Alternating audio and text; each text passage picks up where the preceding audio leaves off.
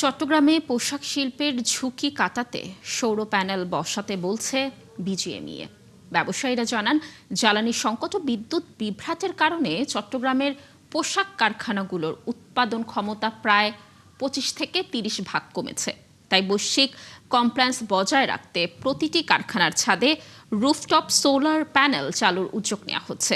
আর এর জন্য solar panel আমদানি নীতি বদলে শুল্ক মুক্ত করার দাবি তুলেছেন ব্যবসায়ীরা। সাইফুল ইসলাম শিল্পীর তথ্য ছবিতে প্রতিবেদন। প্রতিদিন 3 থেকে 4 ঘন্টার লোডশেডিং চট্টগ্রামের নিয়মিত ঘটনা।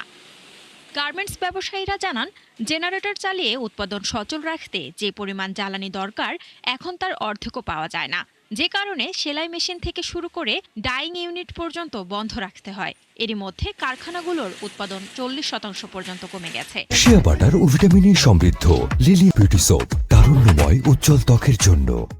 এর প্রভাব পড়বে রপ্তানির উপর। এই অচলাবস্থা থেকে মুক্তি পেতে প্রতিটি কারখানার ছাদে সোলার প্যানেল বসানোর নোটিশ দিয়েছে গার্মেন্টস ব্যবসায়ীদের সংগঠন বিজিএমইএ। জেনারেটর হলো stand by generator. Stand by generator কিন্তু কন্টিনিউয়াসলি এভাবে চলতে পারে না, অনেক জেনারেটর কিন্তু আউট অফ অর্ডার হয়ে যাচ্ছে। তো এই প্রেক্ষাপটে দেখা যাচ্ছে ইন্ডাস্ট্রি স্ট্রেট তার 40% প্রোডাকশন সে ল্যাগিংয়ে চলে যাচ্ছে। ব্যবসায়ীরা আরও জানান, বিকল্প জ্বালানি হিসেবে সোলার প্যানেল আপাতত কার্যকর পন্থা হলেও পরে এ নিয়ে জটিলতার শঙ্কা রয়েছে। দেশের শত শত কারখানা সোলার প্যানেল বসাতে চায়, কিন্তু এর আমদানি খরচ বেশি হওয়ায় পারে না। তাই তারা সোলার আমদানির প্রক্রিয়া সহজ করার দাবি তোলেন।